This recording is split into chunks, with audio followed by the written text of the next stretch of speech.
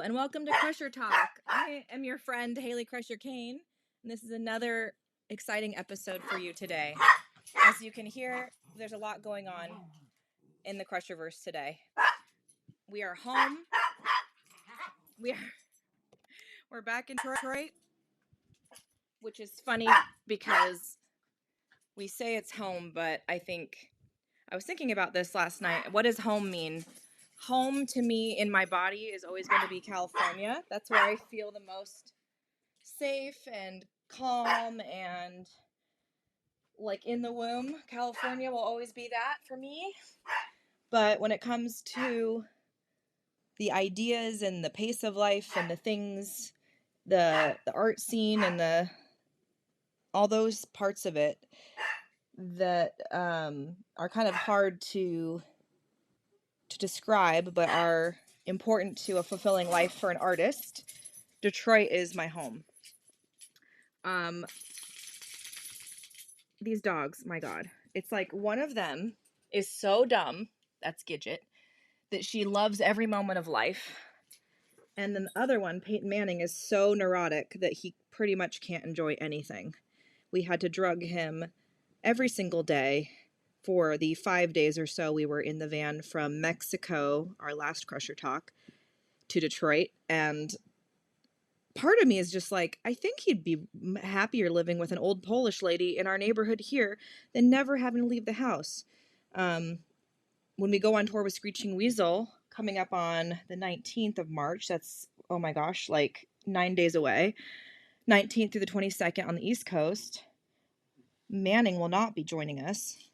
And Gidget will be, of course. I did post a funny little "What Gidget Are You Today" meme on our Instagram. I was looking through all the pictures of Gidget feeling like, oh, there's no way Gidget is as photogenic as Peanut was. If you guys remember, Peanut was our very fat Chihuahua with all the rolls around her neck and the tongue that was just always sticking out, real apple-headed little beast. But you know what? Gidget does have a lot of different sides to her, and she's really growing into herself and becoming a fine young woman. She's also, since, she was born, she's been on the road and doing stuff with us, and we were going to many Motel 6s because it was a bit cold. We're wimpy now from 2 months in California. Or a month, I should say, because a month was spent in Seattle, Portland, and that was not warm. But still, we revert back to our weak state as West Coasters. Stayed in some Motel 6s, and it was really cute to see how Gidget really, maybe all dogs are like this, but anywhere that we go is her home, And I think that's really the way you have to look at it when you're on the road, even when it's hard, and it kind of goes against human nature to just be nomadic in that way. I mean, I guess we were nomads at one point in civilization, but then we got agriculture and we decided we would just like to stay in one place. And sometimes you have to override that a bit when you're on the road and just realize that the people you're with and the animals you're with or whatnot are really your home, and that is what home is. But enough waxing poetic about what home is, because I could go on and on about that. In fact, our beloved roadie, and I say that in the most good term, he is the cleanest and nicest smelling roadie, super helpful, super smart, and probably more skilled than we are in terms of some of the ways of the road. But Nick, our roadie Nick, just came by, and he was like, "Welcome home." And I was like, "Oh yeah, home 2.0 or whatever." He brought a card reader that we can borrow for our tour with Weasel, so that we can have that for our merch booth. He's actually going on tour with the Dolly Rots, and he bought a nice used card reader for the merch table on Facebook Marketplace recently that takes tap and takes cards and stuff. Something a little bit upgraded from our normal square dongle thing that like is always getting stuck, like never works. It's super just not working. For the amount of merch we're selling, we need to have an actual merch card reader. And he's going on tour with the Dolly Rots, which he does a lot, and they have their own system and RV and all this stuff. So He was able to lend that to us, which was so nice. Coming back into town, realizing there's all these little things that we need to do to prepare for tour, and kind of scrambling, not scrambling, but just, realizing we need to do some stuff. I need to look at modifying my pedal board a bit because it's got way too many wires right now, and I keep like unhooking them inadvertently. I need to dummy proof my gear always, always, always. Um, we have our drummer friend, honorary crusher Ruben Patino, coming in from Colorado. He plays in the band Sack, and he is super, super awesome. We practiced with him a bit on our way west, and he did a great job listening to the songs remotely and learning and stuff. But we're flying him in a couple days. We're going to have kind of a mad dash practice and then get on the road. And we'll be in Connecticut for that first show with Screeching Weasel and the Queers in, what is the name of that place? Norwalk. I was going to say Newport, like the cigarettes. Norwalk, Connecticut. Then we'll be on the 20th of March in Baltimore at the Baltimore Soundstage. Then we'll be in Brooklyn on the 21st at Brooklyn Monarch, Reading, PA at Reverb on the 22nd. And then we will go back on tour with Weasel and the Queers in April, and that will be Milwaukee, Wisconsin, St. Charles, Illinois, and St. Louis, Missouri, which all of these shows are Queers and Screeching Weasel, but St. Louis does have a TBD on the support band, so I'm not sure who's playing that one, but we're really, really excited to open all these shows. It's going to be a blast. We have a new song that is coming out on our new album that we're going to be playing, that I'm excited to play. And we're just gonna, get back in the basement with Ryan here in Detroit and get some momentum going again. It's been a few months and I just feel like a little rusty, and you always wonder if you can still play and perform, and of course it comes back to you. It's like muscle memory. If you've been lifting weights all your life and you stop for 2 months, you might have a little bit more, a little less muscle, but the minute you start going, it just comes right back. So I'm excited for that to happen this week. The song mixes are coming in from LA, and they're kind of rough takes but rough mixes. They're not even really mixes. They're just really kind of the raw materials that we have cobbled together in LA and in Detroit, kind of ready for lead parts and mostly lead guitar. So Ryan's going to be working on that, and I noticed that, some of the songs immediately come at you and they feel really strong and like have a great sense of purpose and identity, and like, what they're trying to do. They're doing what they're doing. They're getting in, they're getting out. And then some other songs, because of the nature of how we're recording this, like piece by piece in different areas, there's pieces missing where it's like, I don't even know what this song is. I don't know who this song is. It's funny how, when you do a demo, sometimes the demo feels so done, and then you go to actually record the song for real and it like never feels anchored until the very last second, and that can be very nerve-wracking. The mixes came in at like almost 11 p.m. last night from our good friend John Miller in LA, and everything is sounding really good and I'm excited about it, but I was just like, wow, some of these songs I don't even know who is she, like who is this song, and then other ones just hit you right in the face, and it's like you can just tell they're just a couple details away from being fully formed little creatures ready to go out in the world and live their own lives, which is how you have to think about it. All songs take life and shape after you put them out, and that's what's beautiful about them, and also what's scary about it, but you have to let them go in the world and just see what happens. There was one song in particular that I was thinking, like, this song could be like a new Bad Girls kind of thing. Bad Girls was an early song that we did, actually a cover that our friend Christian Cortez wrote, that like just had a life of its own in its own weird way, and I kind of feel that for this song. But it's funny because when you think that, like, it's almost as if you're giving it the kiss of death because inevitably it will never be that song. And whatever you think is going to be received a certain way, it just isn't. It's interesting because in social interactions, we all have scripts and roles that we play where we know what's happening, what's coming. But with art, the way that we interface with it and interact with it, it's actually the opposite of that. It's not supposed to be predictable, and it's supposed to be a little bit confrontational or make you feel a certain way or think a certain way.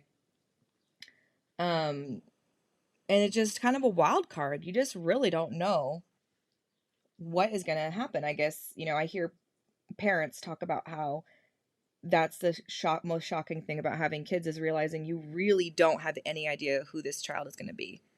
And you can put all of your intention in the world into this child being a lawyer, but they could grow up and be a puppeteer for Muppets or a ballerina or like want to study marine biology. And you just don't know. You don't know what's going to happen. You don't know what their aptitude is and how they'll be received in the world. It's just like, you have to just let them be, you know? So we're dancing along that line of controlling, but also like letting the songs show us who they are. Um, I'm reading the book The Laws of Human Nature by Robert Greene, and it's super, super illuminating. And speaking of control, I find it very comforting to read before bed, not because it's like showing me how to control people, but it's showing that there really isn't that much new under the sun. And like human beings have been human beings since time began. And although our technologies change and the zeitgeist changes, we as people don't really change, and the dynamics between people don't really change. And I do find it interesting and maybe a little bit of a special interest in a kind of nerdy way to look at the way that, human dynamics play out. Um, I think understanding human dynamics is actually and relationship dynamics is such a key, like such a shortcut. Not a shortcut. It's a skill. It's actually a skill that we should be teaching in school. Um, that can really it really is everything in life. Is like how you interact with people, how you make people feel. Uh, People will forget what you say, but they'll always remember how you made them feel. Um, it's interesting, but they were like I'm trying to see if I can find the highlight on my Kindle um, of this hilarious quote that I was reading last night. This chapter is about generations and understanding that no person is independent of the time in which they are living, or as Kamala Harris would say, you did not just fall out of a coconut tree. You exist in the realm of all things that existed before you, or whatever she says. It was so viral during Brat Summer, whenever the hell that was when was Brat Summer? It feels like 10 years ago. Um, and about how at any given time there's about four generations that are alive, and the way that those four generations interact with each other is what creates the zeitgeist. And I never thought about it that way. I've never heard it described that way, that the interplay between, say, the silent generation and their trauma with the depression and World War II, living through all that, how that interplays against baby boomers and their desire to be individualistic and to be to change everything and to feel idealistic about the world. And then of course, baby boomers and millennials and how they see things differently. um the reason I'm bringing this up is because loosely I'm getting somewhere with this. um Music cannot really exist independent of the time in which it's created either. And I was thinking about that and how every generation has that moment of pushing against the previous mores of the time, and how that is what pushes society forward. And if we just had the same, you know conservative vibes of the 50 and they'd never changed, like how boring would that be? And like people in this book, it talks about how people literally just get restless. Like generations will literally just get restless because it's human nature to be seeking and to be pushing. And so even if things are stagnant and relatively good. Like everybody's got food, there's relatively high employment, and the economy is good or whatever, or even the economy's booming, it doesn't matter. Like we will create a reason to be listless and to be seeking and to be pushing. Isn't that annoying? Um, and a lot of times that comes out in those cultural spaces like art and music, because a lot of the things that we're describing or bringing to light are things that are completely unsaid in society that are happening under the surface. And this book talks a lot about how during the Reign of Terror, is it the Reign of Terror or something terror? It's when all the aristocracy in France basically got dragged by the peasants, and they were all beheaded. And there were, I guess, there were like 20,000 of them were all beheaded during this time. You know what I'm talking about. Marie Antoinette was one of the sad people that got beheaded. Um, early Instagram influencer, Marie Antoinette, who it turns out she cosplayed as like a milkmaiden because that was like a trend back then, and created her own little weird rural townscape that was just a rich girl's version of a normal pastoral existence of the time. And isn't that just exactly like Instagram influencers? I don't know. I thought that was funny. And she was like into wearing the milkmaid dresses and stuff at a certain time. I thought that was so funny. Like, think about how trends happen in this way in every era and every generation, and they're all kind of doing the same thing. This is a, you know, lifestyle that you can't have, or this is a lifestyle that I'm going to adopt and co-opt and make it into something you can't have. And I'm experiencing it, but you can't have it. And so it creates this, you know, drive for everybody to want to emulate that thing and to be in the in crowd and all this stuff. But where was I going with this? There was this great quote, which I can't find the exact quote, but it was like a Babylonian clay tablet found from a bazillion years ago, BC. And it basically said, I wish I had the exact quote on me because it's really funny.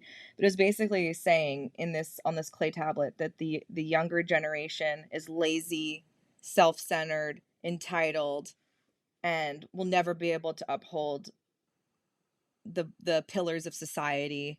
And they're basically all, you know, dipshits. And it kind of felt like the way culturally we talked about millennials as a culture, or how we talked about the baby boomers in the 60s and their long hair and their idealism.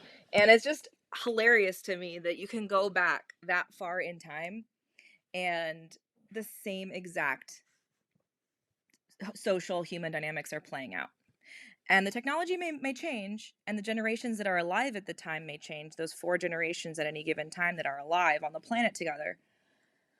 But it's all the same dance. It's all the same dance. And so the art that comes out of that will be slightly different depending on what's going on, whether it's a conservative time like now, you know, there's so much conservatism. This book also talks about how, you know, as those conservative generations see their way of life changing, there is that kind of last gasp for control, and how that will create the need for a scapegoat that we can pin everything on. And I saw a lot of similarities in what they were talking about to, you know, 2026. I think the book was written, I'm going to guess, pre-pandemic, probably around 2017. I need to actually, I'll link it in there because you might find it interesting.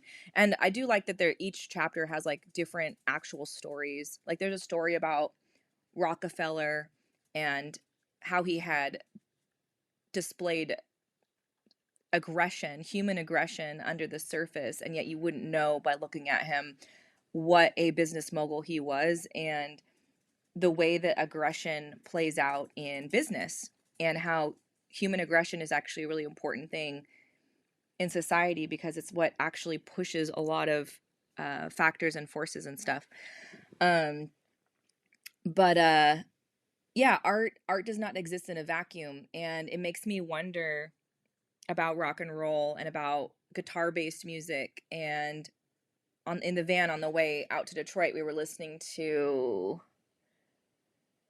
I mean, I don't think we were intentionally listening to it, but Elvis came on.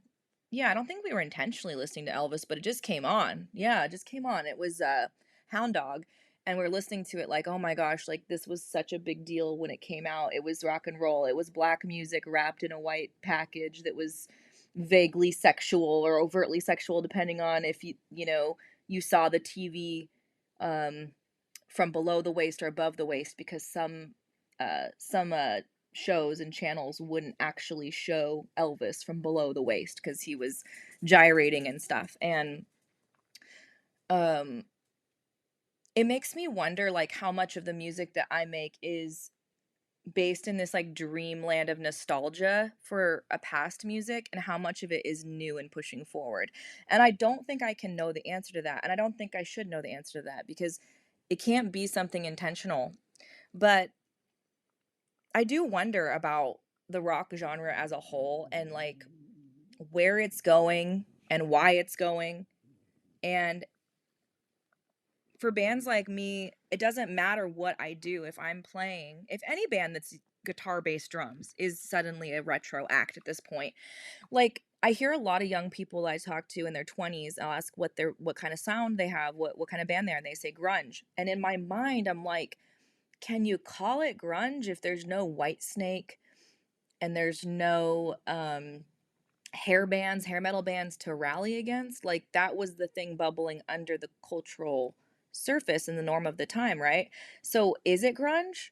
But like grunge now is a fully formed package that you can click on, and it's got an aesthetic, it's got a sound, it's got, and punk is that now. And it's like, if there's anything revolutionary about music today, and I've said this before, it's the idea of people being able to pick and choose from different genres, not unlike the way that maybe like Beastie Boys on Paul's Boutique was sampling everything, under the sun. That album was making a statement that we can create something new out of what has already been created. And I think that is what's new about music now, is that we have so many cultural references because of the internet that we can go back to. In the 1920s, not only was there not the technology to harness those sounds from the past, but you couldn't really even access them. I mean, it wasn't like the record had been around that long. We're in 2026, we have millions of pieces of music and genres to pull from.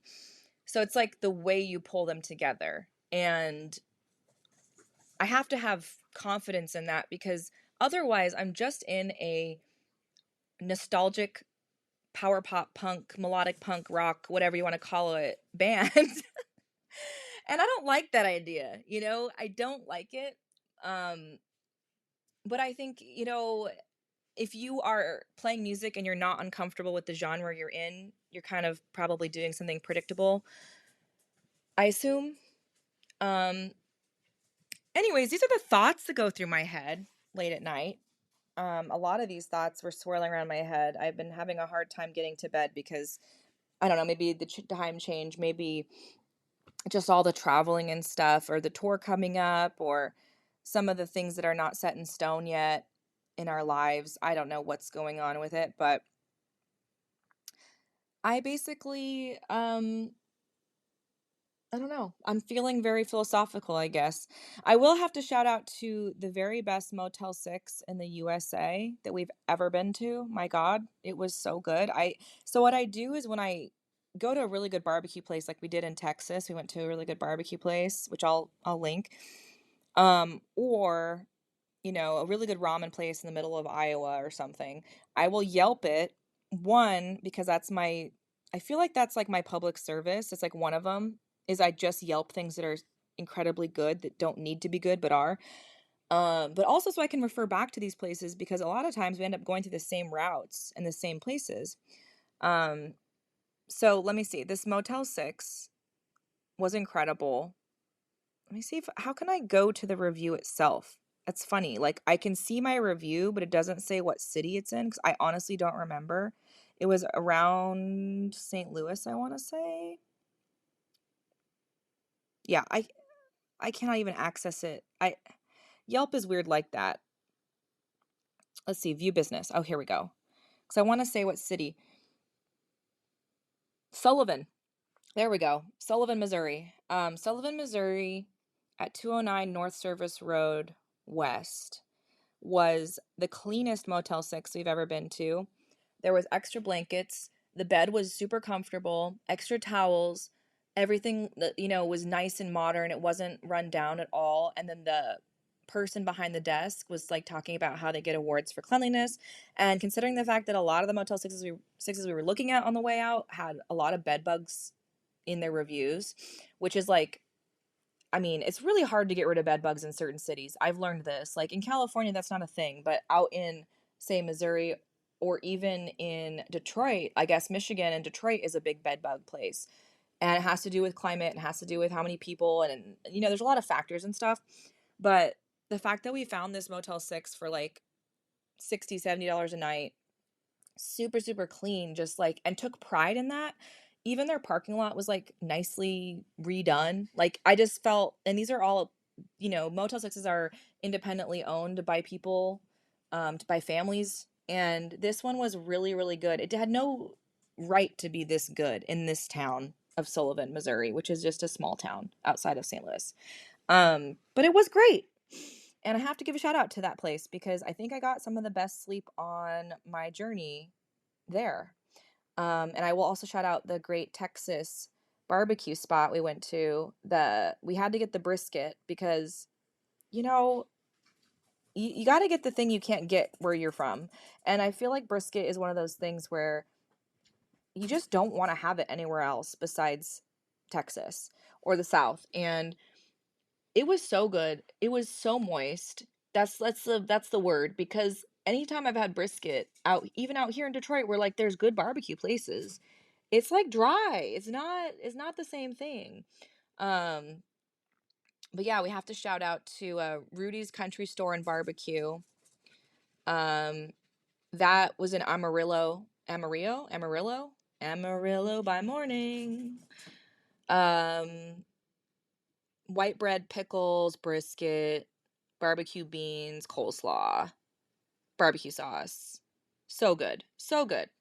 Rudy's Country Store and Barbecue. I think there's multiple versions of that place. I don't know if that's like a super super indie place, but still, when things are good when they don't need to be, I take note and I Yelp. Okay? You can find me on Yelp. I have a insider Yelp. Um, I'm like Yelp Elite, whatever the hell that means. And if you're gonna Yelp 5 stars. You don't need to give it bad reviews. If you're gonna give bad reviews, go on Google. I feel like um, Google is just like more chaotic in my opinion, and I know Yelp, it does extort businesses and can be kind of like a little shady and stuff. But I still prefer Yelp, especially when we're like driving around the middle of nowhere and don't know where to eat. Okay, but I digress. Come see Haley and the Crushers on tour, opening for the illustrious Screeching Weasel and the ever touring, unsinkable the Queers, who literally play like more days than there are in a year. It's incredible.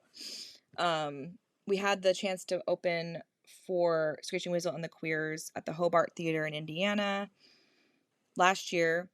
And it was funny because I hadn't seen them in 10 years, which is crazy because I know they play like every weekend. I don't know how that panned out. But when I did see them 10 years prior, they were fantastic, high energy. Just a really fun show. I remember it being one of the funner shows that I had gone to in Southern California at that time in my mid 20s. But yeah, when we opened for them at the Hobart, they were like, "Oh yeah, we played like a really weird set that's like all our slow weird songs." And a lot of those weirder, slower songs, some of them that are on Punk Rock Confidential, are songs that I actually that was the record that I had first and that I really connected to, and some of them are very slow 60s bubblegummy songs. And I was like, wow, this is so cool because this set is very much geared towards me, and it's not the like crowd pleasing set. So I'm curious to see what their normal set is. Although I really enjoyed playing, them playing the weirder songs, the slower songs, the more romantic songs of the Queers. Because if you didn't know, and if you weren't somebody who dabbled in this genre, you would just assume that everything they do is irreverent and crazy. And yeah, everything they do kind of is irreverent, which makes the lyrics great.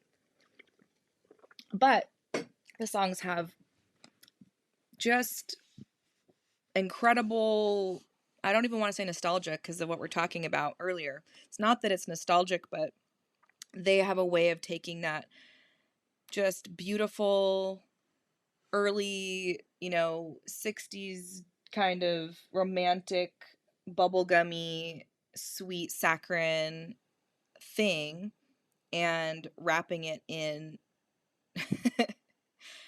a really, I don't know, clever package. So I'm excited to see kind of what happens with them. Because that is a band, I've seen Screeching Weasel like a lot of times now. And I love it, and it will not get old, I'm sure. But the Queers are a band I have actually very interesting experiences with, because I have one really, really, really good show at Alex's Bar in Long Beach. That was like when I was in my mid-20s. Then the slower, weirder set, which I thought was great, and just it was so unexpected too. It was unexpected to me. And now it's like I get to see what they're doing as a continually workhorse touring kind of band. And who knows? I believe that they don't do sound check very often. And I would assume, I'm just assuming here, I don't know if this is true, but I'm assuming they wouldn't go by a normal set list every night. But I don't know. I don't know. So we'll find out. And I always think that's pretty cool. I know the White Stripes, I guess, did that a lot, like where they just wouldn't have a set list. I don't know. I'm so type B that I have to be type A about that, if it makes sense. There is an ADHD person that is so ADHD that they have to do crazy type A shit. And if you just know them on the surface, you'll be like, oh, they have spreadsheets. They must be type A and have their shit together. No, no, no, no, no. Don't get it twisted. We don't have our shit together. We're just so traumatized from dropping the ball and not having our shit together that we have to have a spreadsheet, okay? And still half the things on that spreadsheet could be wrong or outdated. So anyways, I'm going to go to my spreadsheets and do my things today, get my work on and stuff. I hope you guys have a great week, and next week we'll be just a few days away from this awesome East Coast tour. Woo! So yeah, if you need tickets, you know where to find them. I will talk to you soon. Until then, sparkle hard.